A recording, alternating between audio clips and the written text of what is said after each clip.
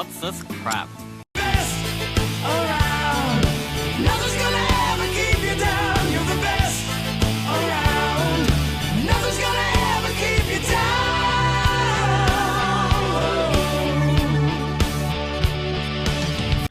Lost is one of my favorite TV shows ever. That doesn't mean I can't stop from ranking it from worst to best, so yeah. I'm going to rank each season, there are 6, from worst to best of Lost. So let's get things started and let's start ranking this shit. Let's go! Lost seasons 1 through 6 from worst to best, let's get it on. Well, first is season 5. And I'm very conflicted about this season in general, and it feels kind of bad that I have to put this on here. Because my favorite episode is actually in this season of season 5. It's called The Life and Death of Jeremy Bentham. And it's basically about John Locke going back and trying to get everybody to come back to the island, including Jack. And it's just one of the great performances of Terry O'Quinn, you know, the actor who plays John Locke, giving it his all. And, oh man, it is just really sad that I have to put this at the very bottom of the list this season. So I'm thinking, yeah. I'm going to go with season 5 as the worst one. Now, you're probably wondering why I think it's the worst. I just don't care about the Dharma Initiative stuff. I know that sounds terrible, and it seems like a lot of people like it, but this is where Lost was really getting out of hand here with the time travel crap. I hate this. It feels like straight filler. I don't care about the Dharma Initiative stuff and going into the 70s and stuff. But there's only one really good episode out of this season, and it's The Life and Death of Jeremy Bentham. And God, you know, it actually kills me that I have to rank this season so low, but yeah, the Dharma Initiative stuff just doesn't do it for me. On my rewatch of Lost, I just skipped this entire season in general because it sucks. It really friggin' sucks. Is it the worst ever? No, it's not the worst thing of TV ever, but it's just really stupid. They go and they twist the wheel, and the island moves, and then now they're back in the 70s for some fucking reason? Oh, that's not jumping the shark. That's just jumping over like 20 freaking sharks right out of nowhere. I don't like the time travel stuff. I think it's pointless, and the whole plan that Jack has to blow up the island so they don't ever have to crash there sucks too. And it's all in vain. So pretty much I consider season 5, all except for the Life and Death of Jeremy Bentham episode, complete filler. Pointless. A complete pointless waste of time. The writers were out of ideas. They didn't have anything to do. Let's go on to the next one. Season 4 is good on its own level. This is before the entire jumping over of 20 sharks here, and going straight into, well, the actual story here. This actually shows everyone gets rescued from the island. Well, not everybody, but the Oceanic Six gets rescued here while they're seeing the flash forwards. I actually like the flash forwards here, even though they do seem a little long and pretentious, some of the flash forwards. But basically, this is a slow season 2. But I wouldn't skip it. I wouldn't skip anything out of it. Maybe a few dud episodes here and there, but not bad. It's not terrible at all. In fact, this is really well done storytelling. I would prefer to keep this one pretty much just slightly above 5. It's basically them trying to find a way to get off the island and trying to deal with some of Benjamin's crazy, idiotic stuff that he does. It's still watchable, it's enjoyable, but yeah, it does have its moments where it really starts to slow down, where it really starts lagging badly. And honestly, yeah, that's probably the only issues I have with Season 4. But the flash forwards are really cool. I do like those quite a bit, actually. I like the fact that it shows what happens here and there, and some of the flash forwards have really good twist on them. In fact, one episode actually has a flashback, and they try to punk us with Sun and Jin. And the story writing is more interesting. We're getting more into Jacob and etc., but yet he has yet to really, he's mainly just being named lately. We still have no idea who he is, what the lore is behind Jacob or the mythos. And we probably won't get too much more information on him. Jacob is basically just a name right now. But yeah, this season is, well, especially season 4, is more of Jack's season than anything, than anybody else's.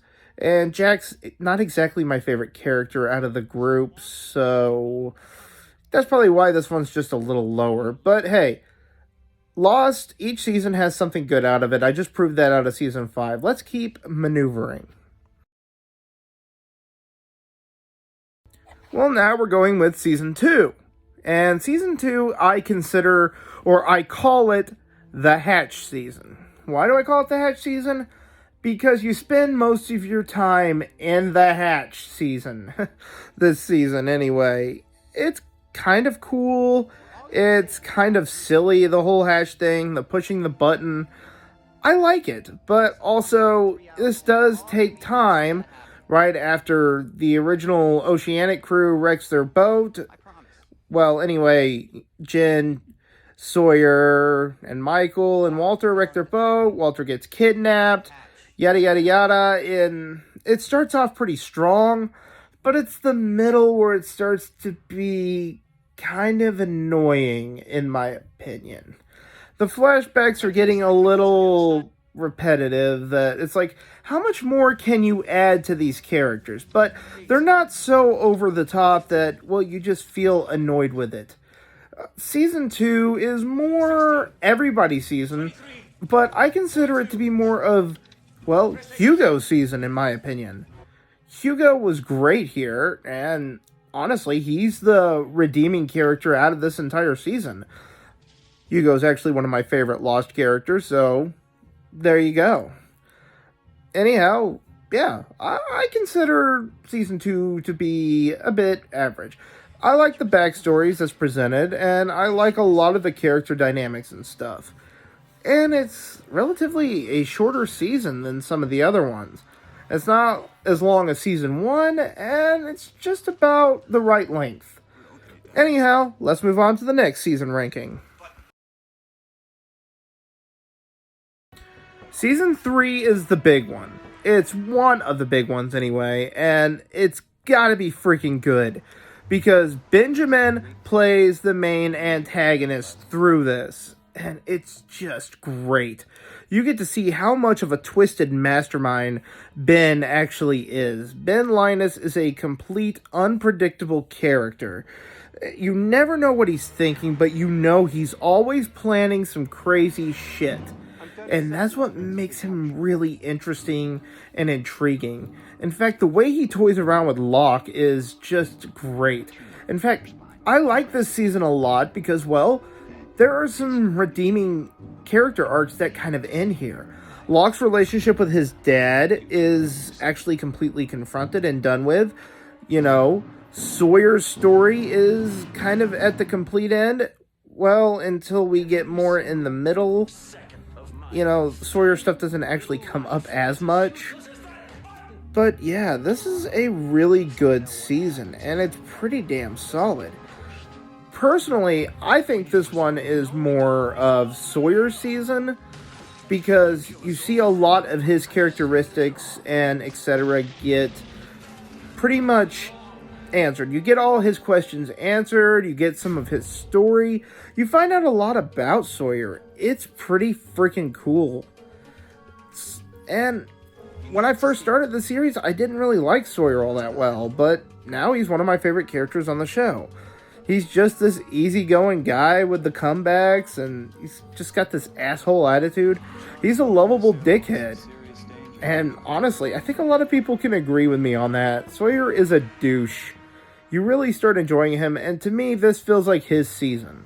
A lot of the characters don't really get prominent seasons. I know basically characters like Kate and Jack and etc. They get their episodes, but they really don't get their questions answered until the next season. This is more Sawyer season than anything. So, this has got a pretty high ranking. Let's move on to the next one. The season that started it all. Now, normally when I watch a show, I always say, Season 1 is kind of slow. It feels like it's taking forever to get going. Lost was the exception to this rule. Why do I say that? Because it really was the freaking exception to the rule. The show starts off with a freaking plane wreck in episode 1. And then we're giving backstories, everything. This season has to be the most epically well-written season of the entire series. You get so many questions and mysteries and lore built up around it. I mean, everything is just flowing excellent. All the characters are just great. This is everyone's season. It's not just a one-character season. This is everyone's season. We're getting to see the start of their stories, the start of what happened here before the plane crash, and the flashbacks are all warranted. You do care about these characters. But honestly, if I were to pick who is who in the season, the winning achievement character has to be John Locke. Right from his first episode introduction to being this badass, you find out so many twists about the character. His first episode, that's based on him in the flashbacks, has him finding out that he's in a wheelchair. And then, on top of that, you find out more about him, that he lost his kidney to his dad. His dad's a con artist, and it's just so well written. So much goes on. It is way more than just a good, vivid story. This is character development going so great. I care about almost all these characters. Hugo, Kate, Hurley, John Locke, Jack. I just love these guys. Every single one of them has done a good job, and the acting standout is just great. Now, why is season 1 so high up? Basically, it's just an island. Everyone's trying to get off the island. Characters like Saeed and everything, they're all trying to work together. And it just flows naturally. I didn't think I was going to like Lost when I started it, because I figured it was going to be, Castaway, the TV show. People on an island trying to get off. But that's not what it is. That's nowhere near as what it is. It is a show about people who are lost. Not, physically, but more metaphorically lost and trying to find themselves. And the island is their guide. Yeah, there's more twists at the end, but right now it is just these people dealing with the island and then the others who are just vaguely hinted at, which is great. Oh, just so much happens here, and I like it. Now, my best arc, my favorite one, is going to be a little controversial, and I know it's going to get a few people upset. But here it is anyway. Yep, the best Lost arc to me, season 6, the ending of the show. And I know that's probably going to piss a lot of the Lost fan base off, but let me explain. I love the final season. I could rewatch every single episode in a flow. The only thing that I really dislike is just like the Jacob plotline with him trying to keep his brother from leaving the island, and then you find out the island has some kind of Greek god thing going on with it, with their mother. Jacob is, in my opinion, an asshole. That's what he is. He won't let his brother leave the island. He kills his brother. God, what a dick. However, the Man in Black, I kind of feel sorry for. But why I like the season so much is this is officially John Locke's best season. And you're not seeing John Locke here at all. You're seeing somebody wearing his face portrayed by a different person. That's how good of an actor Terry O'Quinn is. He is taking the form of John Locke, the Man in Black is, and he is using that to get off the island. The Man in Black has a lot of mystery around him, and nobody knows his real form, his face, or anything. And the fact that he could take the form of others, and they try to explain that throughout the series, is pretty good. The smoke monster is actually the Man in Black. It does sound kind of stupid and convoluted around the end if you think about it that way, but then again, it works. How can you end a show about people trying to get off an island and then having to go back to the island? Well, you can't. They finally were able to show that the island was more than just an island, and that's what I really like. It's just well done to the max. This is Lost's biggest, best season. Now that leads me to the ending, which I will talk about in a minute. I'm just going to continue on. Locke gets to play as the main villain. Well, the Man in Black does. Fake Locke, anyway, is what I call him. And he goes around and he just is terrifying. You can't take your eyes off him in the scene. And Jack gets a lot of redemption here too. I love his freaking redemption where he decides to stop being a skeptic and actually go the way that Locke did. He was finally able to embrace him in herself, and he becomes the island protector. He gives in. See, throughout the entire series, Jack is a skeptic that doesn't believe anyone or anything yet again. But when he does finally give in, it's just so cathartic, and when he defeats the Man in Black, who is fake Locke, it's fantastic. And now I'm going to talk about the church scene. The ending to the church scene.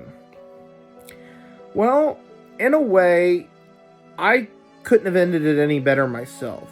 I didn't have much of a thought on how it was going to end. Well, I guess they're going to get off the island. No, we find out the island is this magical force that is binding everybody together. That's true. But the island is also Jack's story arc too. That's where his arc comes to an end. He finally gets to see his dad, and his dad's proud of him. And then everybody in the church is there throughout all the seasons. Well, except Mr. Echo. But you guys get what I mean. Anyhow, everybody is there, and they're finally able to move on. And like the creator had actually said in the series, if you're going to watch Lost with the intent of, trying to get all the answers, then you're going to be upset. You have to watch Lost knowing some of those questions will be answered, knowing what the story is. You have to be a skeptic yourself, but you can't just go in there. Now, this is where it gets to the controversy of the ending. A lot of people think that the island was purgatory and they're all moving on to heaven. No, that's not what happens. If anybody would actually have watched the show, they would be able to tell that it is not purgatory. It is actually an island that is there. It was a supernatural show that just happened to get a little stranger as it went on. But the island and everything, all the characters were real because people did die on the island. And the funeral scene actually just kind of signifies and confirms it. The island was real. Everything that happened was real. And if you try to watch the show thinking, oh, well, it's going to end this way, it's kind of hard to find a good ending to a great show. Very few shows have done it, like Breaking Bad and etc., and Lost is no exception. I like the ending. I think it's one of the greatest endings in TV history. And I'm sticking with that. So, that's pretty much how I rank it. So, that was my Lost seasons from worst to best. Did you enjoy this? Did you not? Let me know in the comments. Always remember, I'm listening.